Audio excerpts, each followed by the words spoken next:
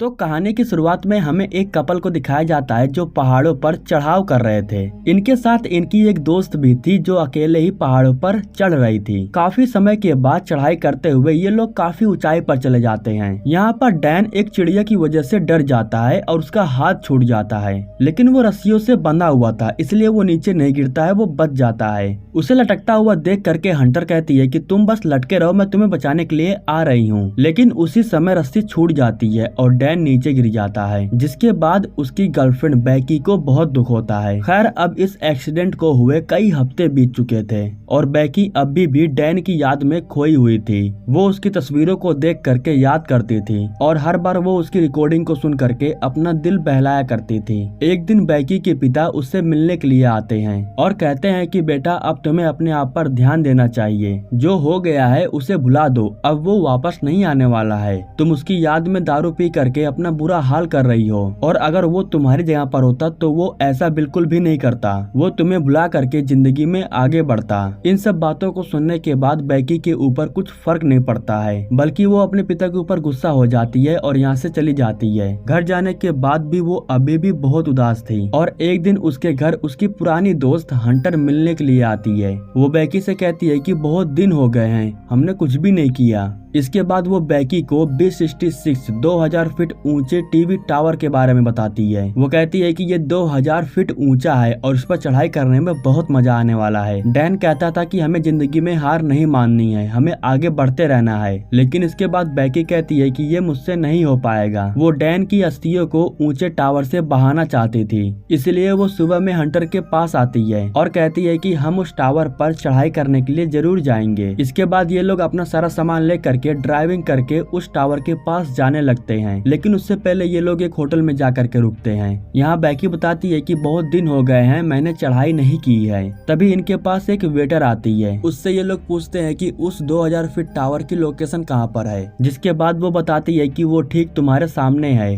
अब अगले दिन सुबह होने के बाद ये लोग उस टावर की तरफ निकल जाते हैं। वहाँ जाने के बाद ये लोग देखते हैं कि उस टावर को चारों तरफ से घेर करके एक गेट लगाया गया था, जिसकी वजह से अब इन लोगों की कार यहाँ से आगे नहीं जाने वाली थी, इसलिए ये लोग यहाँ से पैदल ही जाने का फैसला करते हैं। रास्ते में ये लोग देखते हैं कि कुछ बाज मिल करके एक जानवर का शिकार कर रहे थे। यहाँ पर हंटर कुछ फोटोज को क्लिक करती है और उसे इंस्टाग्राम पर पोस्ट कर देती है। इसके बाद जब ये लोग उस टावर के करीब जाते हैं तो इन लोगों को एहसास होता है कि वो टावर काफी बड़ा है। हंटर को कुछ फर्क ही नहीं पड़ रहा था, उसे बस किसी भी तरीके से इस टावर के ऊपर चढ़ना था और वहीं पर बैकी की हालत खराब हो रही थी, वो कांप रही थी। लेकिन इसके बाद हंटर उसे मोटिवेट करती है और कहती है कि तुम्हें डैन के खातिर ये करना होगा, उसने कहा था कि जिंदगी में कभी भी हार मत मानना। इसके बाद हंटर के साथ बैकी उस टावर पर चढ़ने के लिए तैयार हो जाती है। ये लोग चढ़ाई करना शुरू कर देते हैं और कुछ ही समय में काफी ऊपर चले जाते हैं। अब बैकी को डर बिल्कुल भी नहीं लग रहा था, उसे बहुत अच्छा महसूस हो रहा था। थोड़ी दूर पर पहुंचने के बाद ये लोग पानी पी करके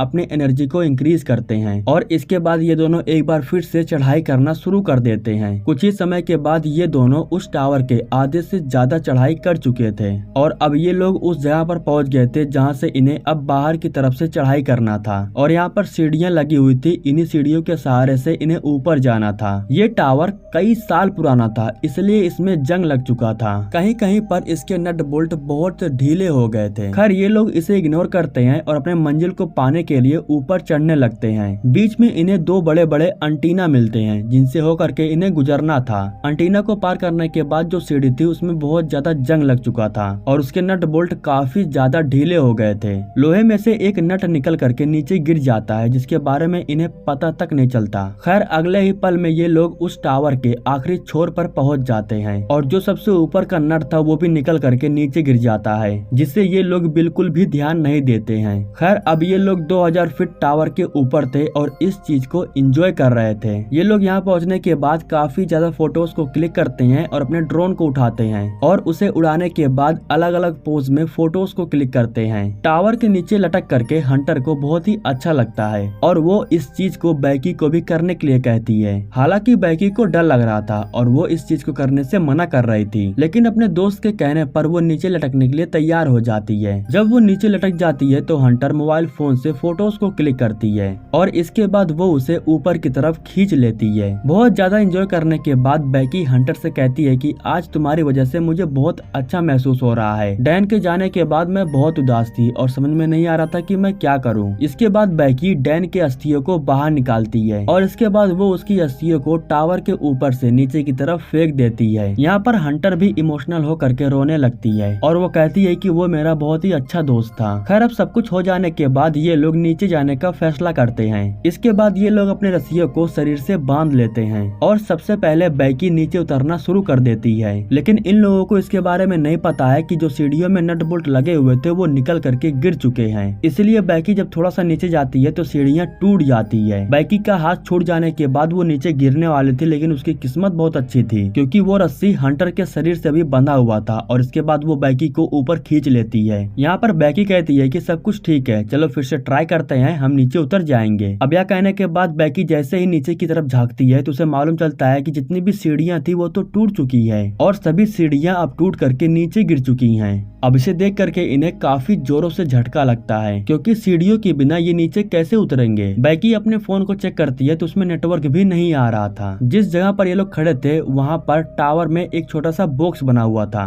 उस बॉक्स में इन्हें एक फ्लेयर गन और एक दूरबीन मिलता है। हंटर कहती है कि हमें रात होने का इंतजार करना होगा, इसके बाद हम इस फ्लेयर गन को चलाएंगे। सबसे बड़ी बात ये थी कि इनका जो बैग था वो नीचे एंटीना पर जाकर के गिरा हुआ था जिसमें खाने पीने की और सारा सामान रखा गया था। बैकी के पैरों पर चोट लगा हुआ था। हंटर अपने कपड़ों को निकाल करके उसके जख्म के ऊपर बांध देती है और अब ये लोग बैठ करके किसी के आने का इंतजार करने लगते हैं। हंटर दिलासा देते हुए कहती है कि यहाँ पर कोई न कोई जरूर आएगा और उससे हम हेल्प मांग लेंगे। लेकिन हंटर को भी पता है कि इतने ऊंचे टावर पर किसी की भी नजर नहीं पड़ने वाली है। जब वो दूरबीन से चेक करती है तो उसे पास में ही एक आरवी दिखाई देता है जिसके अंदर जरूर कोई न कोई रहता होगा। हंटर कहती है कि रात हो जाने के बाद जब उसके अंदर से कोई बाहर आएगा तब हम फ्लेयर गन को चलाएंगे। खैर इसके बाद हंटर इंस्टाग्राम पर डाले हुए पोस्ट को चेक करने लगती है। उस पोस्ट पर लाइक्स और कमेंट पहले से ही आए हुए थे। जिसके बाद हंटर कहती है कि इस जगह पर नेटवर्क नहीं आ रहा है, ये काफी ऊंची जगह है, अगर हम फोन को नीचे लटका दे तो क्या पता नेटवर्क आ जाए। इसके बाद वो सबसे पहले इंस्टाग्राम पर एक हेल्प के लिए पोस्ट लिखती है और उसे अपलोड करने के बाद फोन को नीचे की तरफ लटकाने लगती है। नेटवर्क के आने पर जब वो अपलोड हो जाएगा तो इनके फोन में एक साउंड बजेगा। अब काफी ज्यादा इंतजार करने के बाद भी फोन में से कोई भी साउंड नहीं आता है, जिससे इन्हें ये मालूम चल जाता है कि यहाँ पर भी नेटवर्क नहीं पकड़ रहा है और इसी वजह से वो पोस्ट अपलोड नहीं होता है। इसके बाद बैकी कहती है कि जब हम नीचे थे तो वहाँ पर नेटवर्क था, अगर हम फोन को किसी तरीके से नीचे फेंक दें तो वो पोस्ट अपलोड हो जाएगी। इसके बाद हंटर अपने जूते को निकाल करके उसके अंदर फोन को डाल देती है और उस जूते के अंदर कुछ कपड़े भर देती है ताकि नीचे गिरने के बाद फोन टूटे ना। अब ऐसा करने के बाद ये लोग फोन के साथ जूते को नीचे की तरफ फेंक देते हैं और इंतजार करने लगते हैं कि अगर वो पोस्ट अपलोड हो गया तो रेस्क्यू टीम इन्हें बचाने के लिए जरूर आएगी। कुछ समय बीत जाने के बाद हंटर को नीचे एक इंसान दिखाई देता है जो फोन पर बात कर रहा था। ये लोग उस इंसान को आवाज तो लगा रहे थे लेकिन इनकी आवाज नीचे तक नहीं आ रही थी। इसके बाद बैकी अपने जूते को निकाल करके नीचे की तरफ फेंक देती है। अब वो इंसान जूते को देखता तो है लेकिन वो उस पर ज्यादा ध्यान नहीं देता है और जूते को फेंकने के बाद वो यहाँ से जाने लगता है।